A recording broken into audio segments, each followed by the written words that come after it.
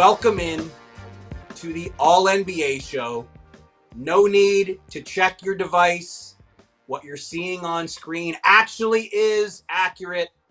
Adam Madez not here. He was crazy enough to let me, Marc Stein, sit in his captain's chair to reunite with my old friend, my good colleague from the past, Tim Legler.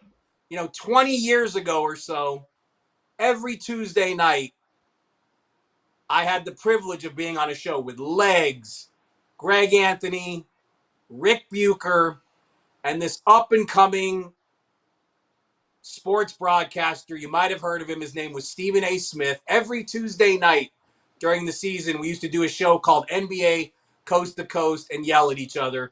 I don't anticipate much yelling today. Just joy that the season is almost here. Legs, great to be with you. I can't believe Adam's letting us do this without him. Hopefully we don't screw it up. I have no fear of that whatsoever. Actually, just took me down memory lane here, and that great show, man. Coast to Coast was actually one of my favorite shows that we had. NBA dedicated studio show.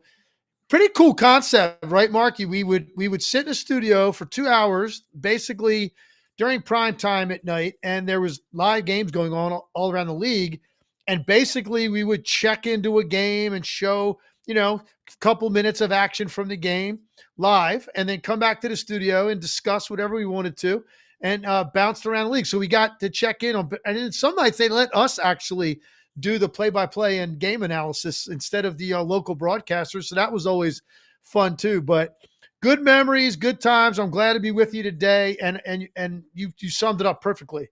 I am ready for the preseason to be over, even though it just begun. I am not a fan of preseason basketball. I am very much a fan of NBA regular season basketball, and we're about a week away.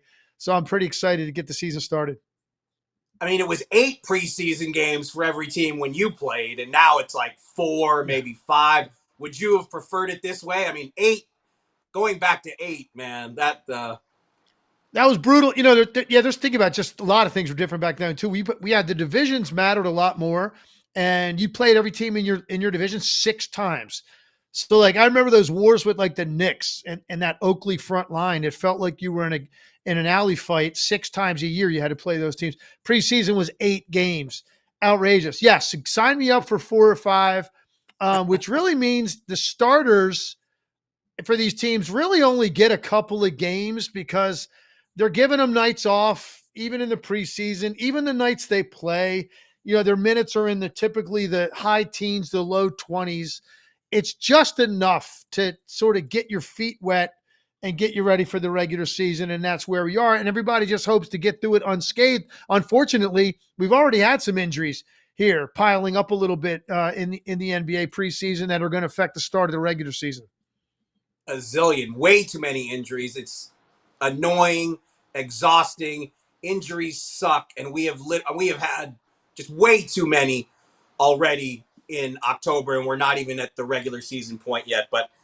And we will get back on the broadcasting point. We'll get back at the end to how we launched Stephen A's career, and we probably deserve like at least 0.5% of his next deal. We'll get back to that at the end. But let's start with the champions. Let's start with the East, because look, this stat gets recited over and over and over. Everybody knows it by now. We've seen 6 different champions in the last 6 seasons, but Boston was so dominant last season.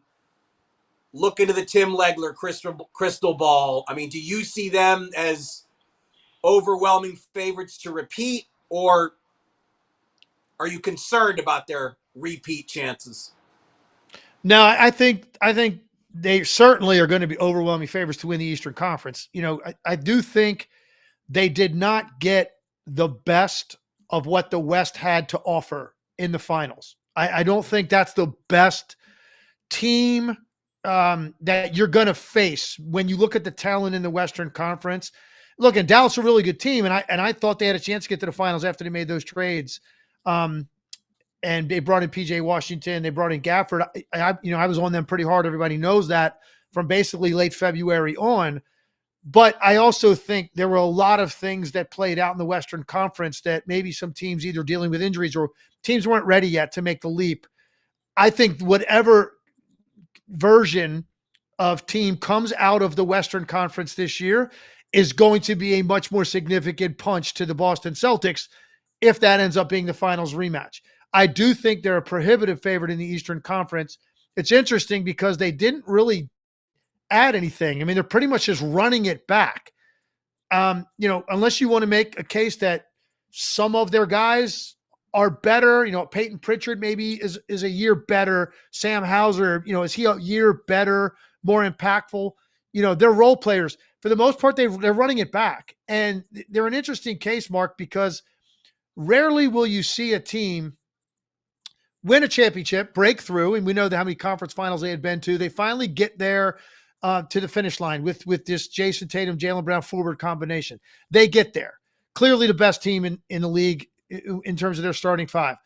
They win the championship. Rarely does that team have an edge at all going into the second year. Usually it's the opposite. They lose some sort of an edge, right? It's a weird offseason for them. More appearances, less time to prepare for the next season. Just a little bit of the fat cat syndrome. Not as hungry, right? All those things typically affect the team. But yet here you have the Celtics, and I think that this team has a little bit of an edge. I think Jaylen Brown's got an edge because he was left off Team USA. I think Jayson Tatum, the way he was treated on Team USA, and not being the finals MVP, I think Jayson Tatum has a little bit of an edge here. So it's rare that you get that, like an additional motivating factor for a team that lapped the field last year the way that the Boston Celtics did. But I think they do have that. And as a result, you're going to have to sell me hard on teams like the Knicks, the Sixers, and the Bucks having somehow made up that kind of ground with the Boston Celtics. Convince me that Boston is not going back to the finals, because I think they are. And I think they'll get a better matchup in the West, whoever that ends up being. Maybe it's Dallas, maybe it's OKC, maybe it's Minnesota, maybe Phoenix, whoever knows. It's going to be a better test than what they got a year ago against the Dallas Mavericks. That's where I sit here on the precipice of the season starting. I'm looking at the Celtics clearly winning the East. The West is going to be a battle, but there's going to be a better matchup for the Celtics if that ends up being the finals pairing. The playoffs have to be tougher. Even in the East, the ride was too easy. They have to face more resistance this time, but I'm with you. I know I'm guilty of it too. It's like they finally won after so many trips to the conference finals and a trip to the finals and everything. It's like, it's almost as if in some corners of the league, people still don't trust these guys because we forget, they ran away with the East last year. I mean, they won the league. They won the number one seed by 14 games. I mean, you got to go back to the mid-70s to find a disparity in the standings like that. So I think you're right. We probably don't give these guys the respect that they've now earned. But I want to tap into your shooting expertise because obviously you were known as a shooter, and there's been so much discussion about Jayson Tatum fixing his shot. How, just hearing that, the fact that he has to adjust and fix his shot at this point in his career, how alarming is that? And how realistic is it that he has really lost that hitch and is going to be, quote, fixed after just since the end of the Olympics to now? Can you really fix a shot that quick? Well, look, there's been a lot of talk about this topic, and look, he's 26 years old, which actually shocked me because sometimes you talk about Jayson Tatum and you forget how old he is. I think your prime as an NBA player is 25 to 32. Like, that's really, to me, when you're absolutely at your best. You've already gotten money, you've had accolades, and you're just physically more mature. You're mentally more mature. You've got some of the personal things already you've accomplished. And so that's when you get into your wheelhouse. Everything comes together for you. And he's just starting that.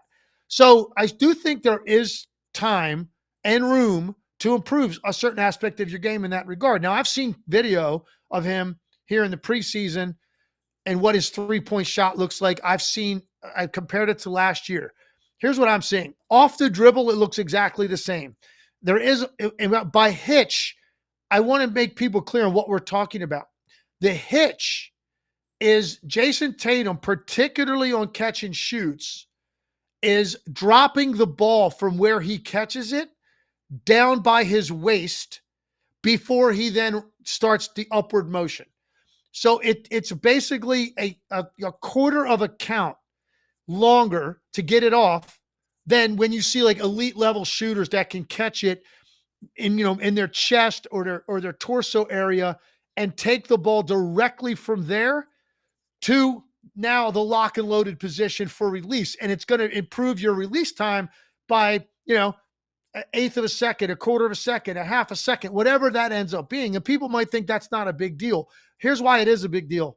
In the NBA, the reaction time of rotating defenders, right, is the best in the world already.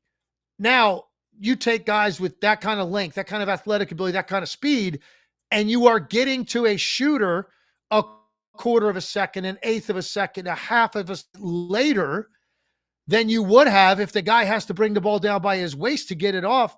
You're talking about the difference between the three different kinds of shots that shooters take in the NBA, which are uncontested, semi-contested, and contested, like truly contested.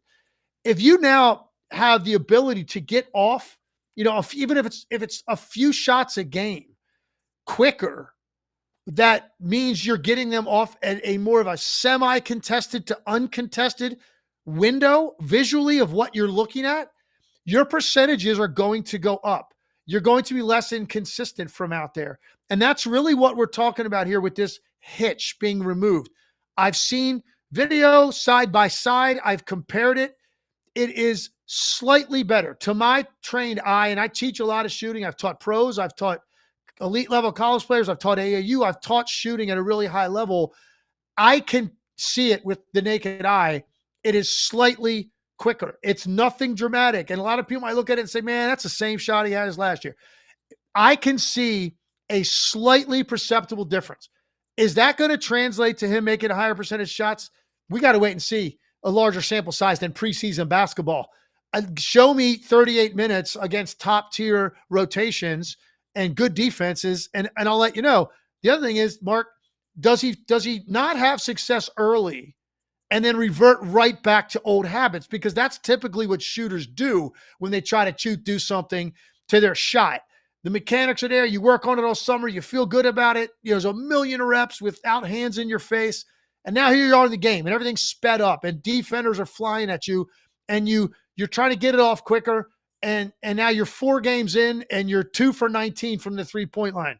Do you have the wherewithal to continue this? Or are you then going to revert back to something that feels more comfortable, which is taking a little bit of longer release, dropping the ball and starting your upward motion in that way? That remains to be seen.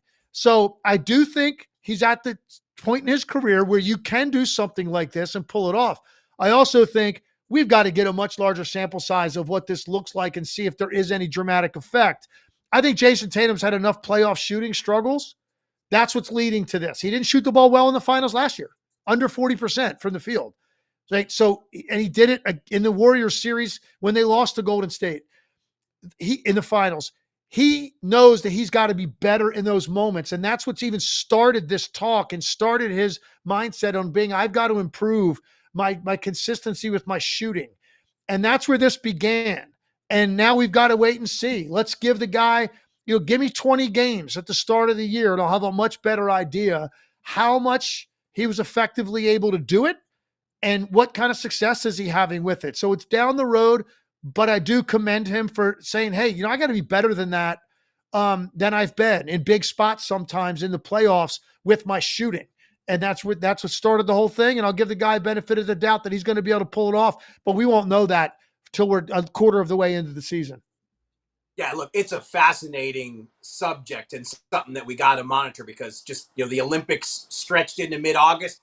Did he have enough time to make a meaningful change to his shot? And that's the thing, this notion that there was some huge USA basketball conspiracy to not play Jayson Tatum. No, he was shooting it so poorly when he didn't play. It's because Steve Kerr didn't want a non-shooter and a hesitant shooter out there. That's really the reason why Tatum lost minutes in the Olympics. But we still got so much to get to. But before we move to the West, let me just ask you, you mentioned the teams, Knicks, Sixers, Bucks, maybe some would say Cavs or Pacers, Magic. Which of these teams, and I haven't even mentioned the Heat, which is crazy, which of these teams is closest to Boston? Which of these teams do you see as the foremost threat in the East to the Celtics? I think it's a toss-up between the New York Knicks and the Milwaukee Bucks. And if I had to lean one way or the other, I probably would lean toward the Knicks. I think the Knicks are a tough group. Now, they've just had a pretty dramatic trade, and they've got a big piece to incorporate. And again, it's all about sample size. This isn't happening overnight. You don't make conclusions at the start of the year on what Karl-Anthony Towns looks like with this group and how different it looks without Julius Randle, without Dante DiVincenzo, and the success that they had a year ago. And now you're bringing in a big that commands touches, commands shots. I mean, he took his very first game with the Knicks in a preseason game, he took 20 shots. So I think he was trying to set the tone of how it's going to be. So that is a pretty big change. It's different defensively what that's going to look like some nights.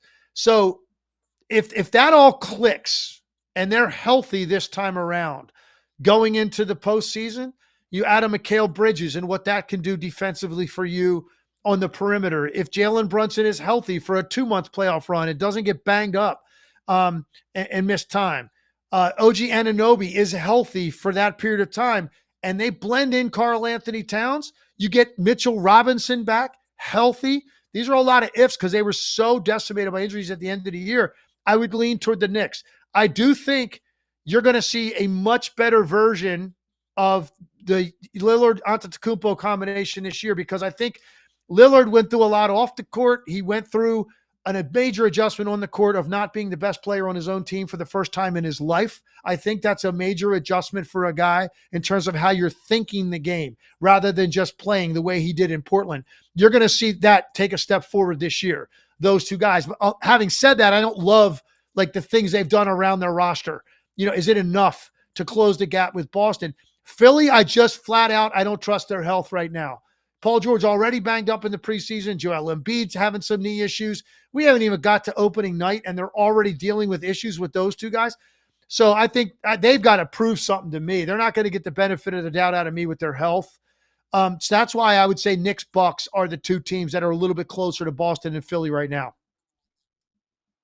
Yeah, look, I think 1 to 8 in the East will be much tougher than it was last year. Like the bottom of the East is an absolute nightmare. I mean, there's going to be 5-6 teams just outright trying to get to the top of the Cooper Flag sweepstakes. But 1 to 8 in the East, maybe even 1 to 9, because I think there is a chance that Atlanta is going to be a little better than expected. The playoff teams in the East, it should be more competitive. But yeah, I mean, Milwaukee, I finally get to see in person this week here in Dallas. I can't wait to get an up-close look at them because they've got so much riding on this season and making this Antetokounmpo Dame Lillard partnership work. And yeah, Philly. I mean, Philly had the offseason of its dreams.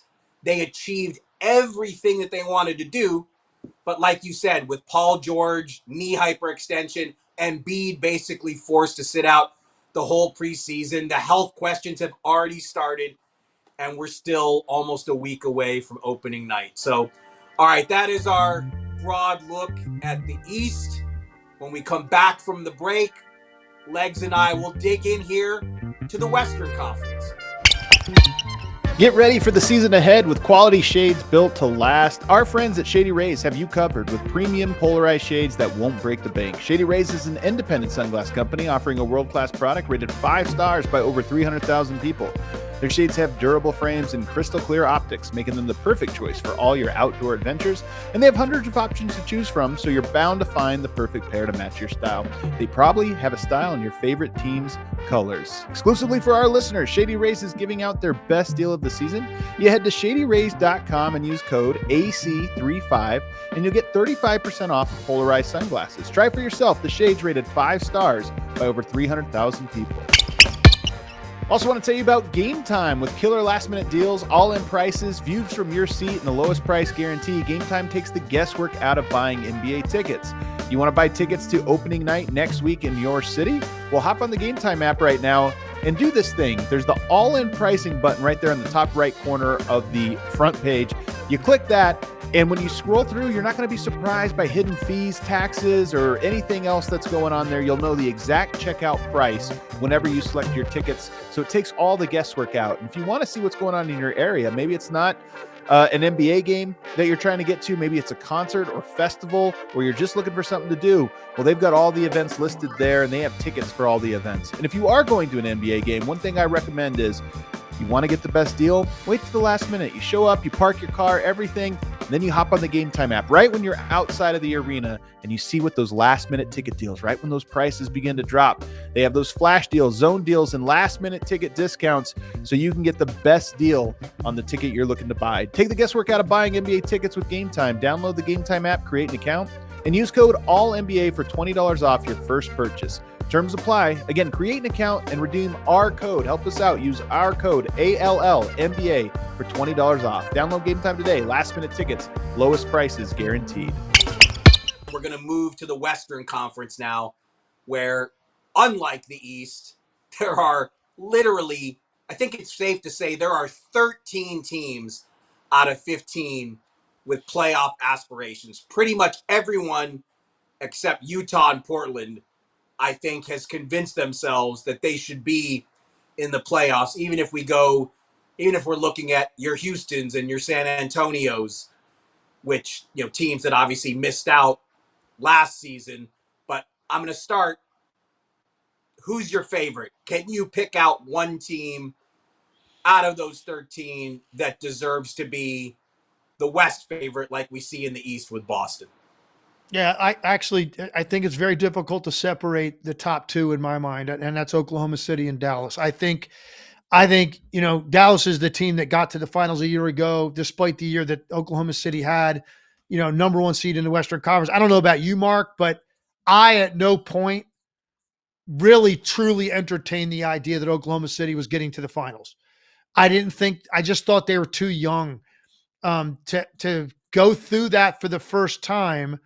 Despite being the number one seed, these other teams that were dealing with different issues throughout the year, they just had more top talent.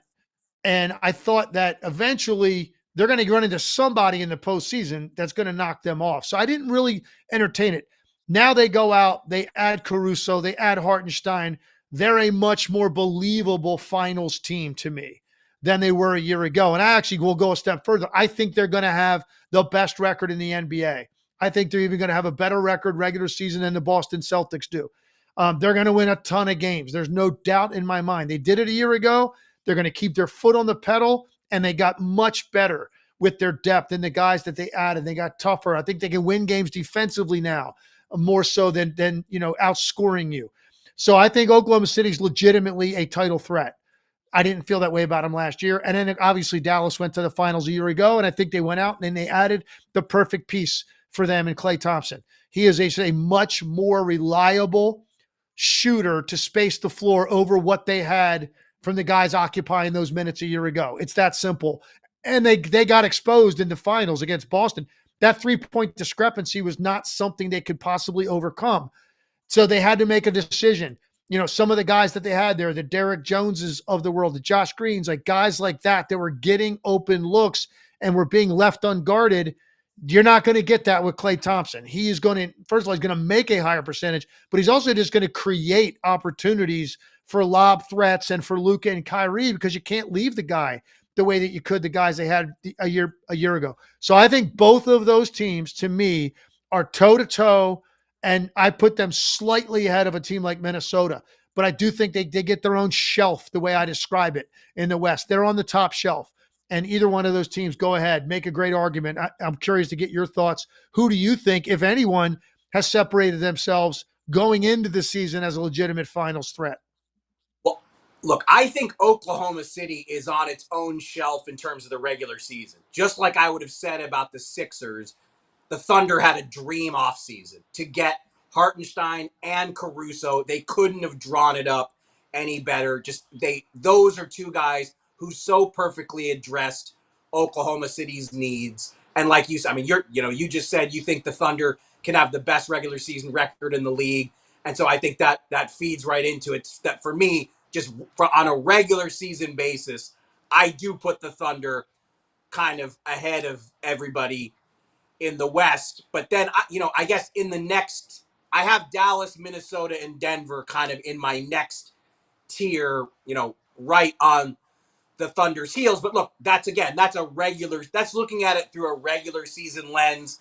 Because I think the Mavericks proved with what they did in the postseason last year as a lower seed beating 350 win teams. This West is so stacked that seeds, draw, matchups, injuries. I mean, the playoffs really has the potential to be a completely different ball game to what we see in the regular season standing. So I expect the Thunder to have the best regular season record in the West.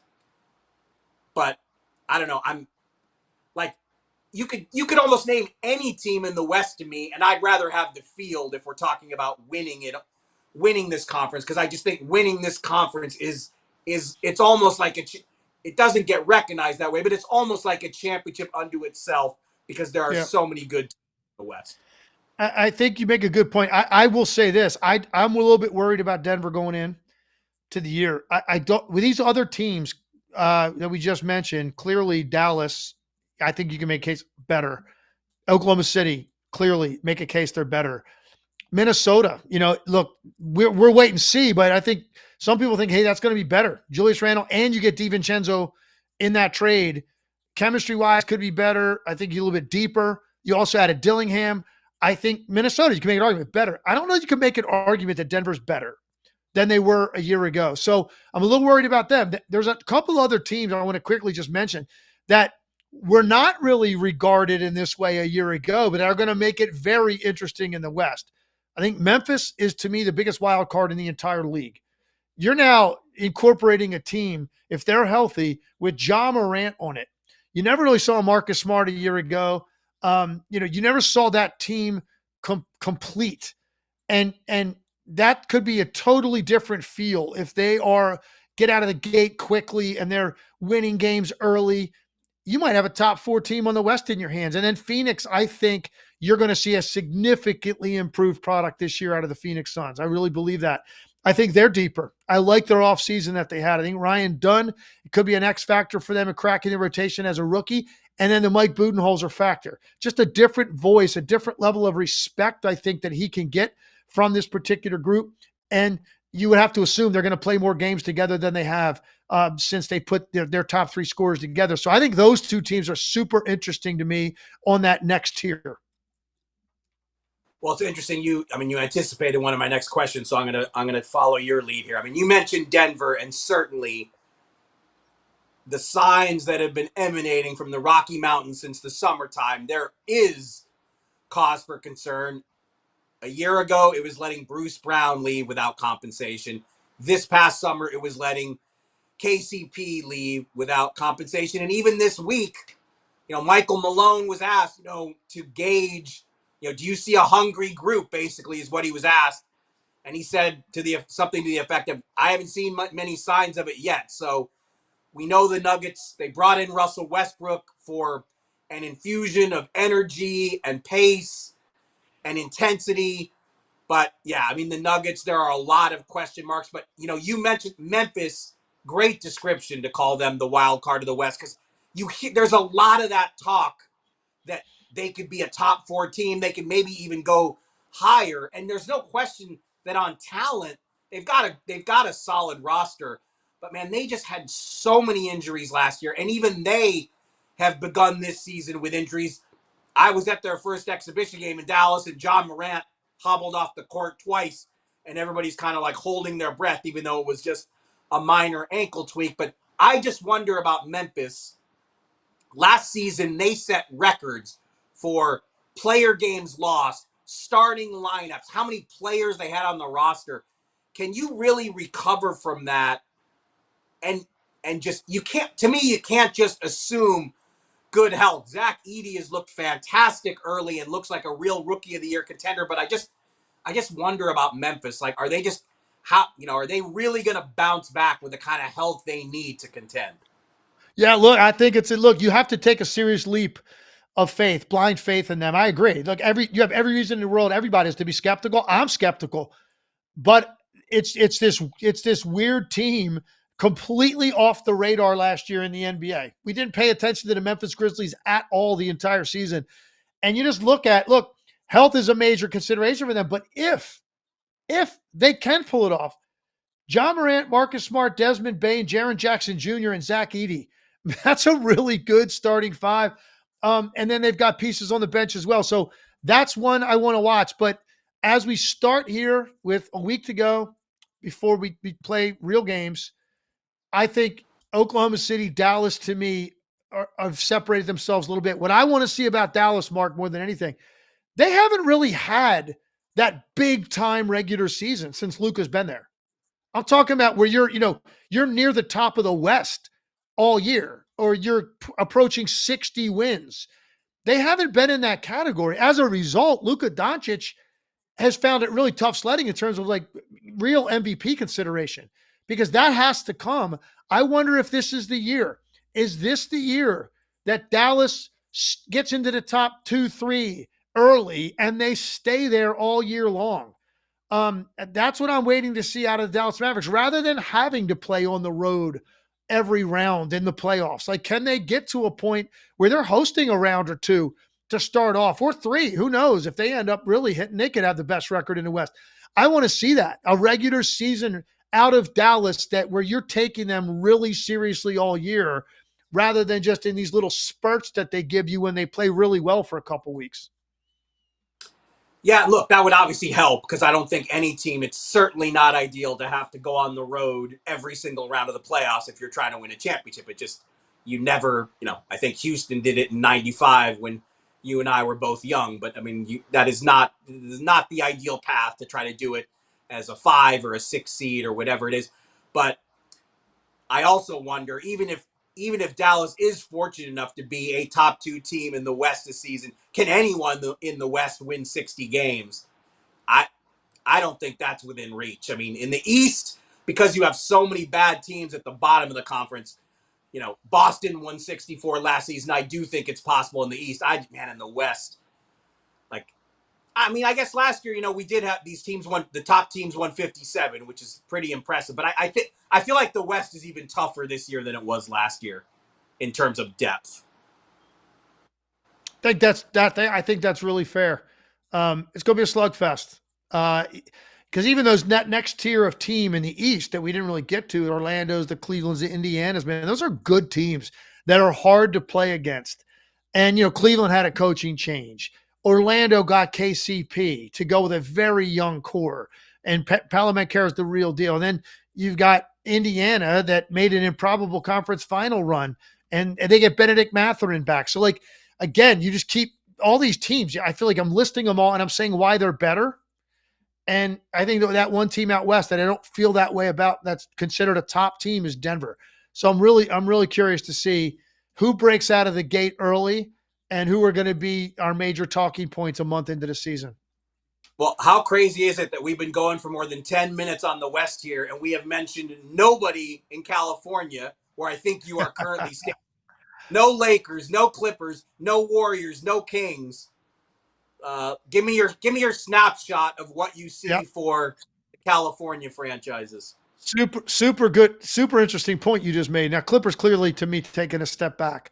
You lose Paul George and Kawhi Leonard already hurt. It's at the point where you don't even expect Kawhi Leonard to have a season that's healthy enough to really contribute to them. So it's going to be a James Harden type offense, I guess. And at this stage of his career, can he do that? So the Clippers, to me, they're just not going to be on the radar much this year. Kings, I really like the addition of DeMar DeRozan, because I think they had to add another high-level scoring punch, basically, for the playoffs. De'Aaron Fox is the real deal. Sabonis' numbers can fluctuate as a scorer, as great a player as he is, and as much as he does all around. There are playoff games where he's going to give you 14 points.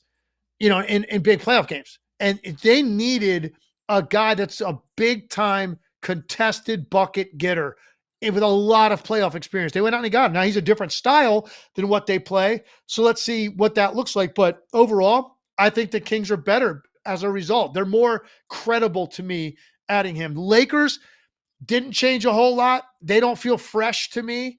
Obviously the big change there is the coach. So let's see what JJ Redick and his, creative mind can do to unleash the additional shooting potential that they're going to have to get out of these players. They don't have a great shooting roster. So you got to get better shots if that's the case. And that's what JJ comes in. So I'm really curious to see his impact on what they do offensively with their pace. If you don't have a great shooting roster, you better make sure the shots those guys do get are better. That is the biggest change of all for the Lakers, JJ Redick. And then finally the Warriors. And I am excited about Golden State, Mark, because they do feel like they've freshened up, right? First of all, it's the first year we're going to not see Klay Thompson there. So just from that standpoint, it's just different looking. They went out, they added some pieces, DeAnthony Melton and Buddy Hield and Kyle Anderson. I think they're deeper. They're shooting a ton of threes in the preseason. Kerr has said, hey, all my guys have the green light. The Jonathan Kumingas and the Moses Moody's of the world, let's go. Let it fly. They're going to play a different kind of style. I'm very interested in watching Golden State play, probably more so in terms of entertainment value than the other three California teams you just mentioned. Will any of these teams threaten? Lakers, Kings probably have the best chance, but I don't necessarily think any of them are legitimate contenders. It comes down to entertainment value. And for me, I'd put Golden State above the others because of the Curry factor. And it just feels a little bit different as opposed to, what you've seen particularly out of the Lakers and Clippers. Yeah, I would say I do like the Warriors the best out of that quartet, even though obviously they've lost, with Klay Thompson leaving, they're losing more than a player, obviously, form the dynastic trio with Stephen Curry and Draymond Green. And it is going to take, look, I live in Dallas and see the Mavericks all the time. And now I see Klay Thompson on a near daily basis, and I'm still struggling to process it. So it's definitely going to be a shock to the system once the games start for real. But Golden State has assembled. They've replaced Klay Thompson. They've certainly gotten deeper. Steve Kerr has more options this season than he had last season. And I think we still have to look out for the Warriors to be aggressive on the trade front. They tried really hard for Paul George.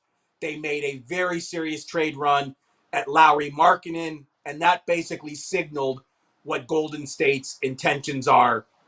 Stephen Curry, they know they want to try to find a pathway to bring in a player who is closer to Steph's level in terms of an all-star sidekick.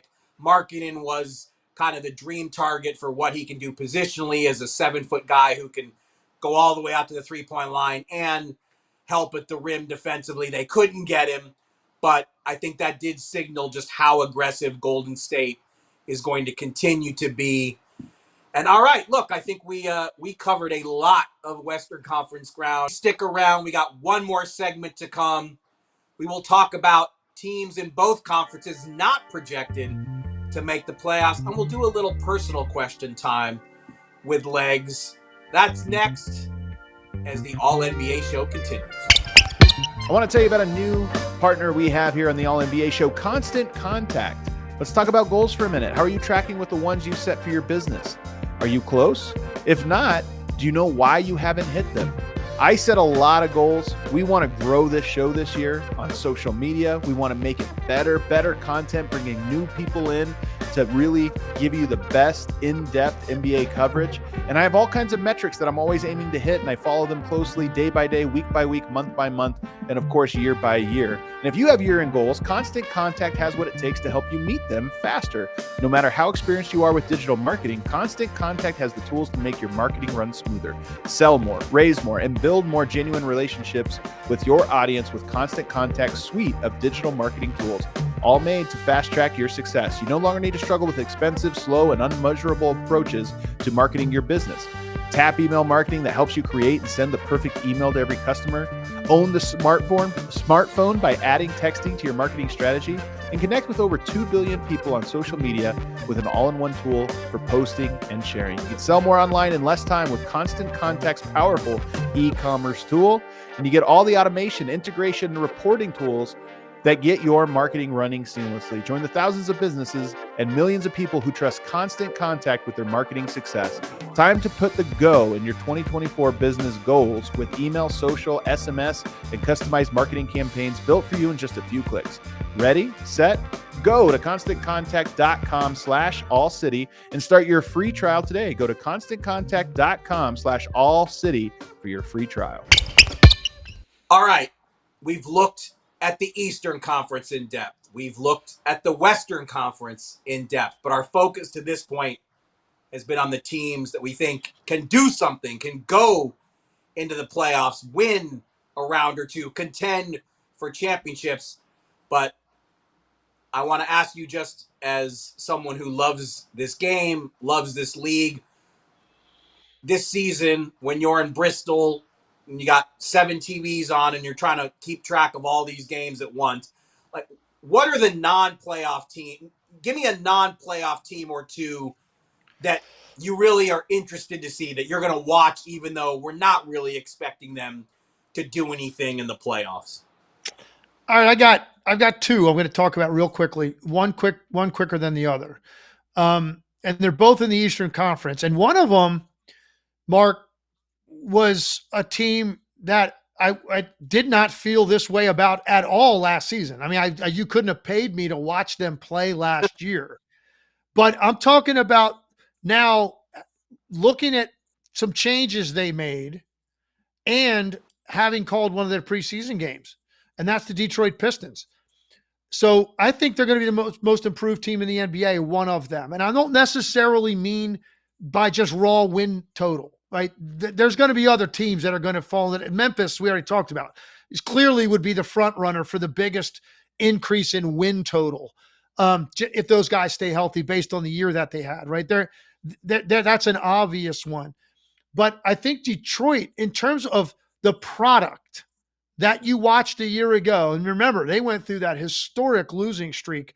And I, was part of some bad teams in Dallas back in the early mid 90s. Okay. And I know what that felt like. And I felt for those guys, and going through that, they went from that. Now you come into the offseason, you make a coaching change. And I'm a huge JB Bickerstaff believer. It's hard to believe, really, even the job he did in Cleveland, that this guy found himself looking for a job. But here, Detroit gets him. I'm a huge believer in him. I'm a believer in his communication ability. I'm a believer in his mind on both ends of the floor. You go out, you bring in Trajan Langdon, so you got a different front office perspective. And I called their preseason game against the Bucks maybe 10 days ago, and I was impressed with, you think they got 4 top 5 picks on their roster. 4. I mean, how many teams in the league have 4 of those? And Cade Cunningham is the real deal. Like, Cade Cunningham can really play. I think Jaden Ivey, he averaged 15 a year ago. I think he's going to be even better and more efficient this year. You add Asar Thompson to the mix, who's a little bit banged up right now, but a guy that can be, I think, an all-caliber defender. Ron Holland, the pick they used this year as a 5th pick to come in, I think is another guy that can really harass defensively out on the perimeter. And then they went out, and this is one thing they targeted. They wanted to bring in vets with a lot of seasoning under the belts, and specifically vets that could shoot the ball, because they were a horrific shooting team a year ago. And that's what they did. Malik Beasley and Tobias Harris and Tim Hardaway Jr. So you bring in guys that give them just what a real basketball team looks like in terms of your spacing and production and shot attempts. So I think Detroit, for me, is a team I'm going to enjoy watching early in the year. They're not going to win a ton of games, but they're going to be a totally transformed product. And that's why I put them. And the other team quickly is Charlotte, just because I think LaMelo Ball is just super entertaining to watch. Brandon Miller, I think, has a chance to be special. And as he goes into year 2, that team's got some talent there, and they're kind of fun. Like, I think Ball just makes it fun the way he plays with that flair. He gives you your money's worth for 2.5 hours to watch. So those would be a one longer answer, one shorter one. But I think both of those teams are teams that I'm certainly the first couple months of the year, right? After that, we know that a lot of times you lose focus. You don't watch those teams anymore if they're out of the mix because we have too many storylines around the league.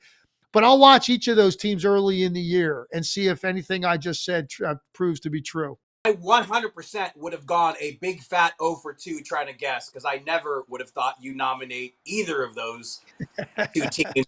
Before I get to mine, your answer makes me want to audible because, yes, you have that experience playing in Dallas in that era when they had back-to-back seasons of 11 and 13 wins and how rough that was. But those teams didn't lose 28 in a row. Like, 28 in a row, man. Like, can you even remember what the longest losing streak you endured in Dallas? I mean, maybe it was in the 20s, but not 28. I don't remember the exact number, but I do remember this pretty vividly. The first year of the 2 you mentioned, I didn't join the team until early March. And I played the last 2 months of the season with them. And when I got there, they were absolutely on pace to break the record for fewest wins in its season. Like, we had to really pick up the pace over the last, 6 weeks of the season to be able to avoid that.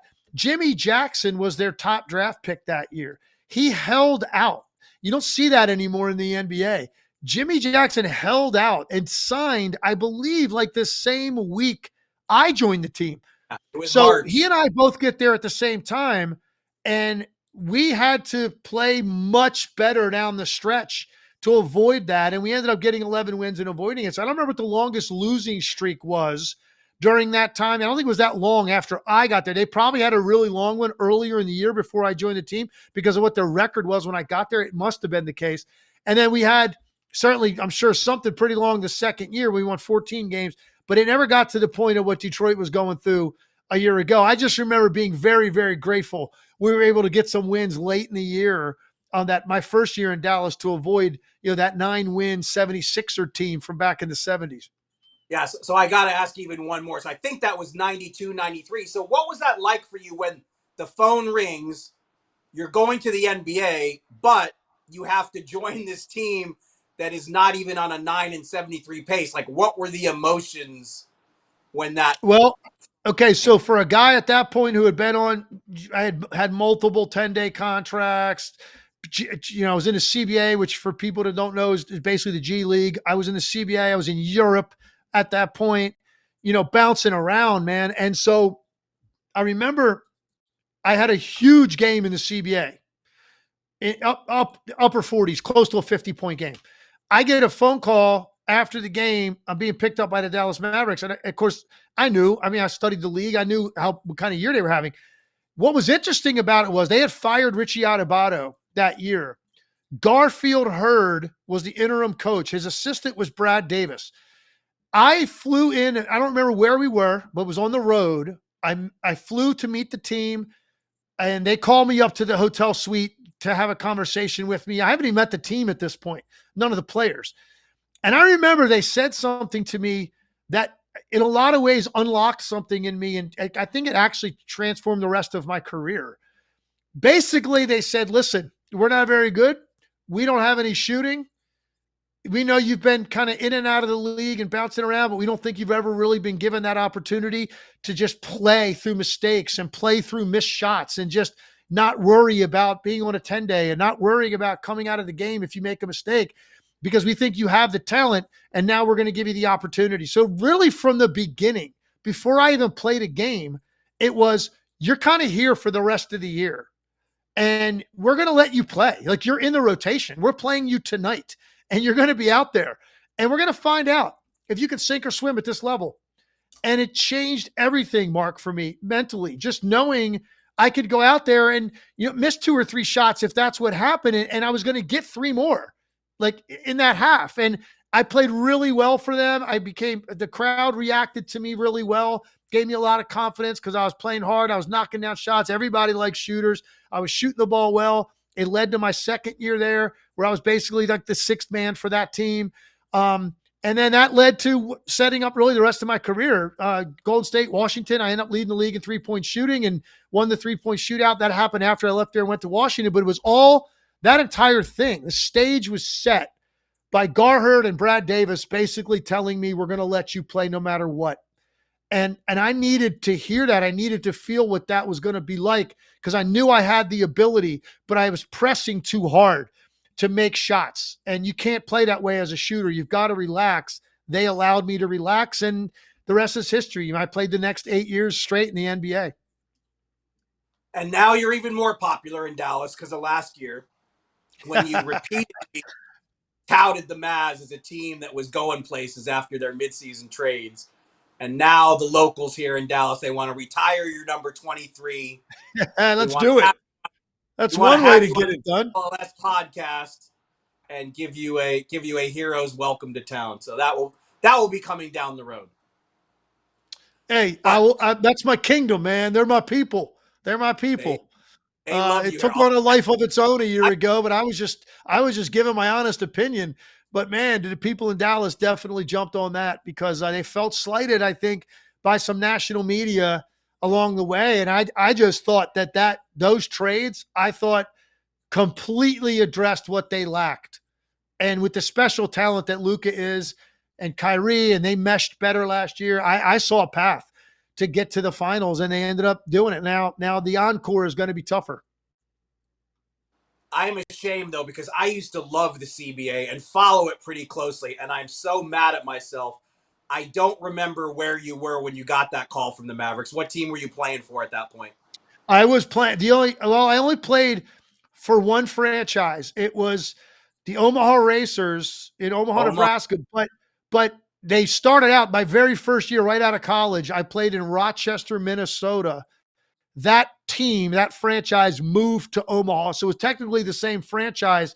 But Omaha was really a second home to me. Some of my greatest relationships in the game came through there. In fact, a quick story. My head coach in Omaha was a guy named Mike Tebow.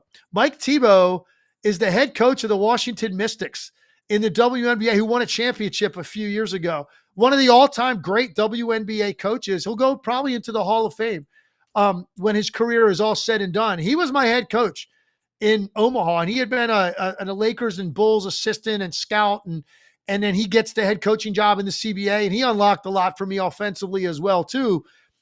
His daughter, Carly, is the head coach at Fairfield University, and the reason that's notable, Carly, I'm there. Carly was like 2 years old. I was part of their family. There's pictures of me over their house hanging out with, by the way, his son, Eric, who is now the head coach of the Washington Mystics, because Mike decided to just go bump upstairs to be the GM there. His son, Eric, who was his assistant, is now the head coach of the Mystics. And his daughter, Carly, Mark, coached Fairfield last year. All they did was win like 32 games and make the NCAA tournament, went undefeated in the MAC. She was the small college or like lower level D1 coach of the year. So it's a coaching family, coaching tree, great people, great friends of mine. Some of my best memories I have in the game and most fun I ever had really playing. We're in Omaha, Nebraska for the Racers, but that is where that call was received that I was going to be joining the Dallas Mavericks the next day on the road. Did you save at least one of your Omaha Racers jerseys? Oh, absolutely. I have one framed. I believe they actually brought me back after I won the 3-point shootout, like that following season. And they had a Tim Legler day in Omaha, Nebraska. I got a key to the city. They retired my jersey. Yeah, they retired my jersey. They gave me this huge celebration send-off. It was really, really an incredibly cool night, memorable night. And to answer your question, yes, I do have that Omaha Racers jersey. And I also have, someone sent me this year, they did a growth chart for kids that you could put on the back of your door in your bedroom. And it was a life-size poster of me in an Omaha. It was a give out at one of the games, an Omaha Racers jersey. It was like some milk company was sponsoring. I had a gallon of milk in my hand with this growth chart up to 6'5", and people could hang it on the back of their doors. And some fan found it going through some old stuff, found my address, and shipped it to my house. And I unveiled it. And now, as you know, I've got a almost 3-year-old, and that'll go on the back of his door. So as he grows, he can compare himself to Tim Legler and the Omaha Racers. You're going to have to post some pictures of some of this stuff for sure. But this I got the greatest. Hey, Mark, you and I could do, and Adam too. Some of these stories, get injected into what we do. I'm telling you, we could do a podcast that'd fill a year of just CBA stories. Well, this is great knowledge because your ESPN colleague Brian Windhurst is an Omaha resident, and I know. he probably thought he was the most beloved ESPN personality in Omaha. I cannot wait to see him and hit him with all this knowledge and make sure he knows that Omaha is Tim Legler's town. Hey, you want to hear something? You want to hear something funny? So we won a championship there, and I had already been called up to the NBA, but I was on the team that eventually they would win a CBA championship, and they honored that team in Omaha like just a couple years ago, and put us in the Nebraska Sports Hall of Fame and the whole bit. And so a lot of us are still connected and stay in touch that played together on those teams. I got a quick last thing about this. So the name of the arena that we played in was Exarban. Aksarben, Exarban. And I played there, I don't know how many games, went to that arena, and I never put it together that it was Nebraska spelled backwards until I'd played about 25 games there. And I just remember going, what a weird name, like Exarban. What does that even mean? And it's Nebraska spelled backwards. That was the name of our arena where I played for the Omaha Racers. So that was, yeah, I'm telling you, man, Is that the the same characters building? I came across in the CBA and the guys I played with, and some of the stories and how cutthroat that league was. Basically, you were fighting for your life, testing your mental fortitude every night. How bad did you want to get out? How bad did you want? Not that it was bad conditions, and I loved. They treated us well in Omaha. They paid us better than other teams. Had a great relationship with the owner. They gave us a nice apartment, like the whole bit. They treated us great, as well as they could financially. It wasn't that. It was just playing every night in these small towns. Some nights packed arenas, some nights nobody there. Cold as hell, Fargo, North Dakota. Like you're freezing going to the game. You don't know if anybody's watching you. You don't know if the numbers you're putting up matter. So to do it every night, because you never know, this is the night you drop 30 and the right scout is at the game, and next thing you know, you're on somebody's radar in the league. Like to do that every single night at that level, very difficult to do. And the guys that were mentally the toughest got out. John Starks and Anthony Mason and myself were all like during that era. And like, that's the mentality you had to have. You thought you were playing in the NBA finals every night. That was the approach you had to have to get out of that league. So I could write a book on it. There's great stories, great characters, and it's fun reminiscing. No, and look, I mean, the CBA was a really high level league. I mean, a lot of good players and a lot of good coaches worked in that league to make their way to the NBA. It was a different era. Obviously, the G League, it's much more, the teams are much more connected. They're actually affiliated with NBA franchises, but the CBA was special. And I have to apologize now because I was going to talk at length about how the Spurs and the Rockets were my teams that I don't think are going to necessarily make the playoffs, but why I'm so intrigued to see them. San Antonio, obvious, with Wemby and Chris Paul. Houston, with all the good young players. Last season, it was about the Rockets bringing in Dylan Brooks and Fred VanVleet. But, they've also got 6-7 guys, under 23, 24, who are all just, it's a very intriguing cast. And I think the Rockets are a team we've really got to watch in terms of trades, like the Warriors. I think they could be aggressive, but we used all that time for the CBA, the trip down memory lane, and I'm not going to apologize because I love that stuff. Being a historical hoop nerd, I love that we got you to tell some of that story because that was not planned. And like I said, I completely zoned out and blanked on your CBA background before Dallas. But last thing before we go, this season, you're going to be doing more games as an analyst for ESPN. Just tell us what is in store from Tim Legler, the color analyst. Well, first, I'm just thrilled to be part of the game analysis team this year. It's something I've been longing for, and the timing came together for me. I'm not going to be completely precluded from doing studio. I'm going to do my studio breakdowns because I know people like me doing that role. But I've always thought games are natural for me, and I'm going to get the opportunity this year. And I think, Mark, what it comes down to for me, I think it's going to be the same approach in what I'm doing in the studio. Now, I'm not going to have touch screens, to be able to go to. I'll have some quick illustrations, coming out of commercial or something like that, or coming out of a timeout. You don't have a lot of time for that, but verbally you do during the game to just explain things that can be fairly complicated in a way that makes it easier for you to understand and enjoy the game more. And I think just make you smarter as a fan. I mean, that's my goal every time I go on the air for this, believe it or not, my 24th year I'm beginning at ESPN.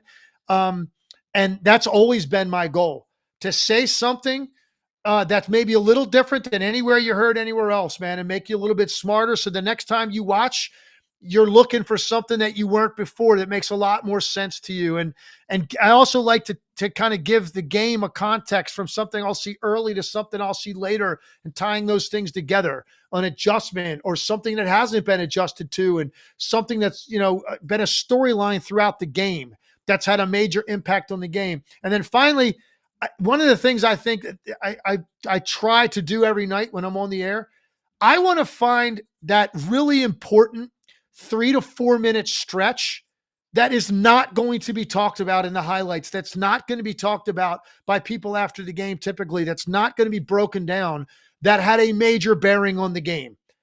And why this to me was a turning point. This was something that was really impactful. This stretch, this particular call, this guy, you're making this shot and what it led to later, like things like that. I kind of store in my memory bank for later in the game, maybe when you need it. And I can maybe give you something you didn't even realize was important, really was in the outcome of that game. So those are some of the things I'm going to be honed in on. I'm excited with all the play-by-play people I'm going to get to work with. And we have a stable of them, from Mike Breen to Dave Pash to Ryan Rucco to Mark Jones. I'm going to be excited no matter who I'm sitting next to. Just the energy of the games in the building are something I'm really looking forward to being a big part of. And my first game for everybody watching this is going to be our opening night for ESPN, which is Wednesday the 23rd. We know they have a big two-game opener on Tuesday night to kick off the whole season, ring night for the Celtics, all that. Wednesday night is our first doubleheader on ESPN, and I will get the Clippers Suns from Intuit Arena, the grand opening of this incredible technological achievement that Intuit Arena is going to be. So I'm really excited to get a tour of that place and to call their first game there. Really happy for you. You have many, many fans throughout this business, and people like me who've had the privilege to work alongside you for a long time. A lot of people have known that you should have been on the game broadcast a long time ago. So we are very happy for you. And honestly, it is my honor to join you and Adam on the All NBA show here. Really, really looking forward to this season, dropping in here with you guys. Don't worry, Adam will be back to run the show the way it is supposed to be run next time. But he had me fill in for him here, and it was great to reunite with you, Legs, and wishing you a great season, man. And I hope there's a game assignment or two that sends you here to Dallas so I can watch that, so I can see that warm welcome you get from the fans with my own eyes. Looking forward to it. I'm sure I'll make my way through there, and we'll be doing a lot of basketball talk this season. All right, everybody, that does it for this edition of the All NBA show. As promised, Adam will be back next time to restore order. That does it for Legs and me. We'll catch up with you soon.